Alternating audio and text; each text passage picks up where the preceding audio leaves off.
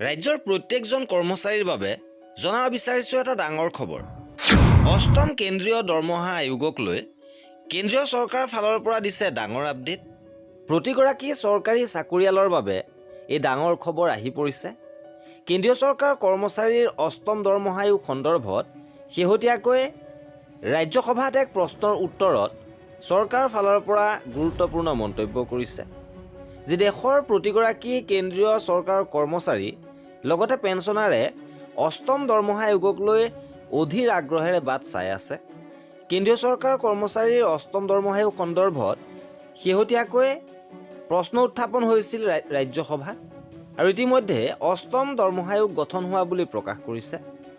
মঙলবাৰে বিত্ত মন্ত্ৰালয়েও লিখিত উত্তৰত স্পষ্ট কৰি দিলে যে নিৰ্ধাৰিত সময়সীমাৰ ভিতৰত আয়োগে পৰামৰ্শ দাখিল কৰিব।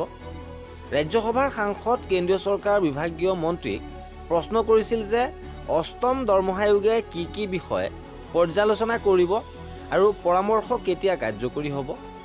কেন্দ্ৰীয় বিত্ত ৰাজ্যমন্ত্ৰী পংকজ চৌধুৰীয়ে ৰাজ্যসভাত অষ্টম দৰমহা আয়োগ সন্দৰ্ভত গুৰুত্বপূৰ্ণ তথ্য প্ৰদান কৰিছে। মন্ত্ৰীগৰাকীয়ে কয় যে অষ্টম দৰমহা আয়োগৰ অধীনত কৰ্মচাৰী আৰু পেঞ্চনাৰসকলৰ দৰমহা, ভাত্তা, পেঞ্চনৰ চৰ্তসমূহ পুনৰীক্ষণ কৰিব। লগতে মন্ত্ৰীগৰাকীয়ে কয় যে আয়োগে নিৰ্দিষ্ট সময়সীমাৰ ভিতৰত পৰামৰ্শৰ প্ৰতিবেদন দাখিল কৰিব। উল্লেখ্য যে অষ্টম দৰমহা আয়োগক প্ৰতিবেদন দাখিল কৰিবলৈ 18 মাহৰ সময়সীমা দিয়া হৈছে। ইয়াৰ পৰা এটা কথা স্পষ্ট যে 2027 চনত অষ্টম দৰমহা আয়োগে চৰকাৰক প্ৰতিবেদন দাখিল কৰিব।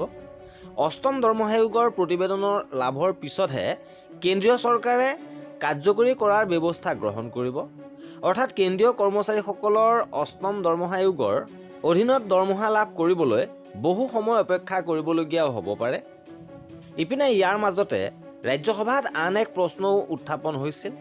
এয়া আছিল অষ্টম দৰমহা আয়োগ কাৰ্যকৰী হ'লে চৰকাৰী বাজেটৰ ওপৰত কিমান অতিৰিক্ত বোজা পৰিব।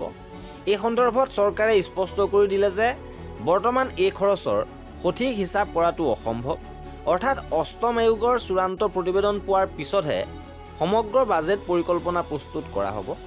আৰু এয়া আছিলে অষ্টম দৰমহা আয়োগ সন্দৰ্ভত চৰকাৰৰ ফালৰ পৰা জানিবলৈ দিয়া গুৰুত্বপূৰ্ণ তথ্য।